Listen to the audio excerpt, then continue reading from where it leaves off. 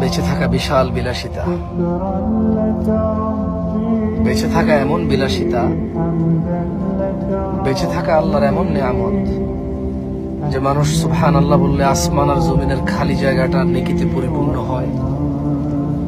মানুষ আলহামদুলিল্লাহ বললে নেকির পাল্লা ভারী হয়ে যায়। বেঁচে থেকে মানুষ আল্লাহুম্মা সাল্লি আলা মুহাম্মাদ দুরূদ পড়লে 10টা নেকি হয়, 10টা গুনাহ ক্ষমা হয়, মর্যাদা বৃদ্ধি হয়, ওর প্রতি রহমত নাজিল হয় 10 বার। বেঁচে থাকলে ফজরের 2 রাকাত সুন্নত আদায় করলে দুনিয়াতে যা আছে এর চেয়ে বেশি কিছু পাওয়া যায়।